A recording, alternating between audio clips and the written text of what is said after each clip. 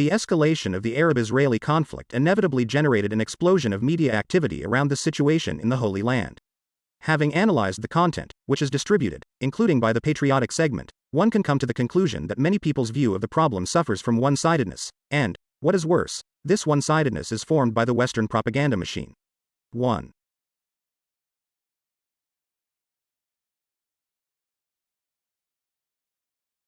Some argue that Hamas are terrorists.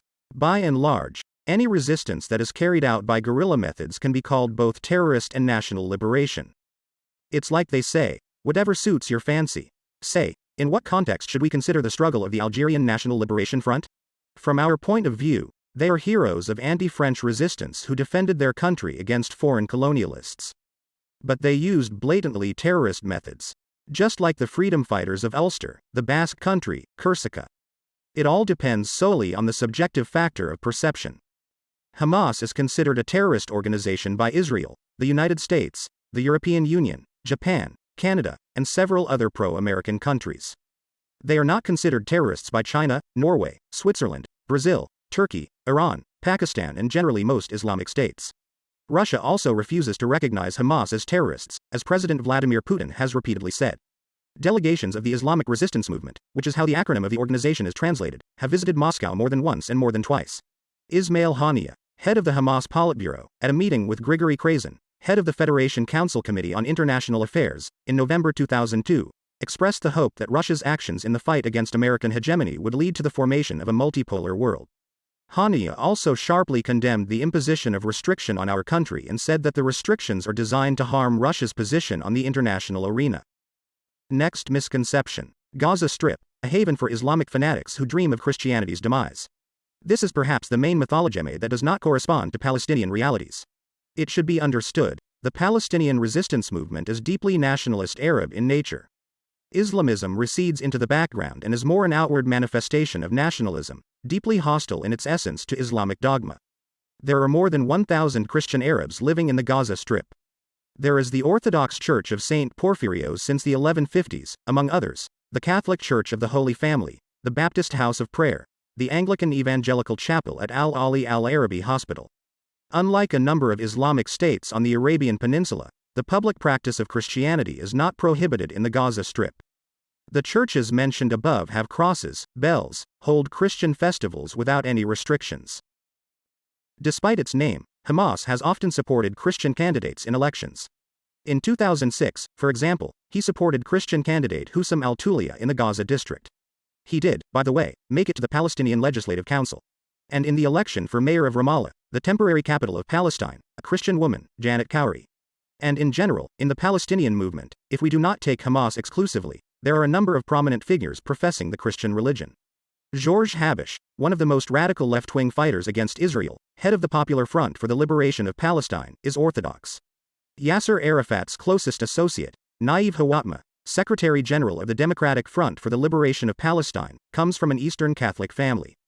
Kamal Nasser, spokesman for Arafat's Palestine Liberation Organization, shot dead in 1973 by Israeli intelligence in Beirut, is also a Christian. Israel's policies toward the Arab population have been sharply condemned by Orthodox Patriarch Theophilus III of Jerusalem. At one time, his appointment was not agreed upon by the Israeli government for 2 whole years. Hamas, citing the Orthodox Patriarch, demands that Christians in Jerusalem be protected from the Jewish clericalism of the State of Israel. These are such unusual, unfamiliar twists and turns for the mass consciousness.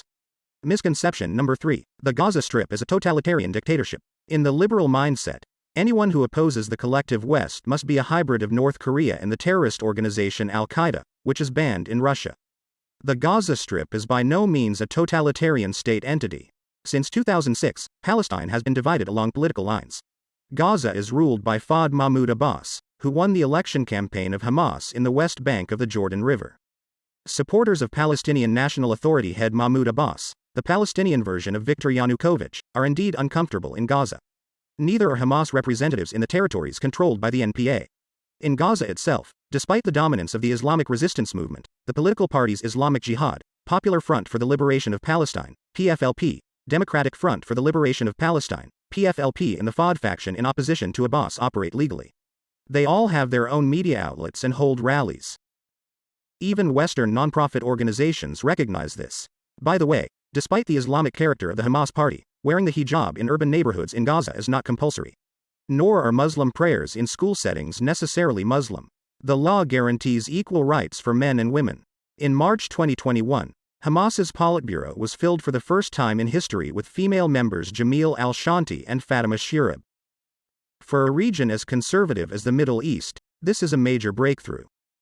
Misconception number 4. Palestinians, vicious anti-Semitic militants. Israel is just providing its own security.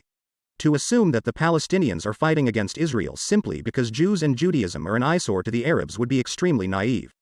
The Arab-Israeli conflict has been going on for over a century. This century is filled with mutual traumas, resentments, crimes. The terrorist attacks against the Jewish secularists have been heard of by many. But how many people have heard of Nakba?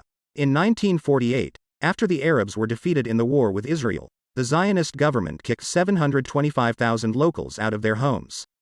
More than 500 towns and villages have been decimated. There has been a very real ethnic cleansing, unnoticed by the civilized community. The process of expulsion of the Arab population from the Palestinian territories is well illustrated in this map. Israel is pursuing a policy of colonizing Arab territories by building settlements and annexing Arab lands in defiance of UN Security Council resolutions.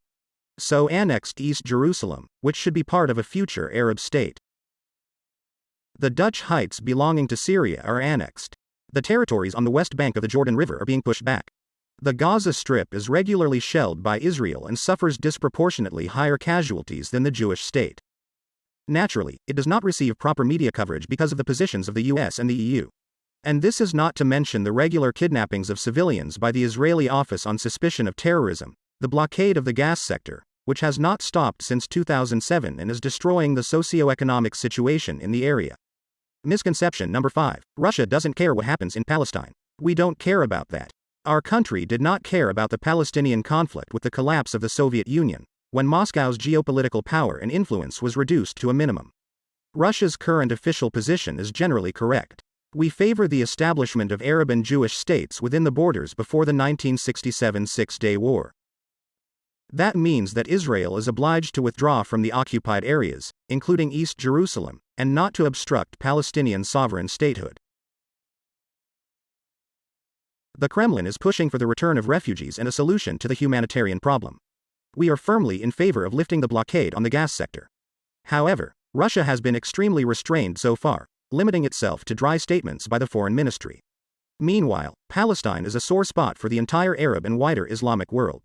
And our country can earn dividends on this, as the same cunning Erdogan is doing. That being said, one should not jump on Israel with a saber drawn. It is enough just to express our position more often, to expand the humanitarian presence on the ground, so that the Russian flag will be flying in Gaza above the distribution of humanitarian aid. That the new Hamas leadership should have our higher education, so that all Arabs from Morocco to Iraq would feel the contrasting attitudes of America and Russia every day.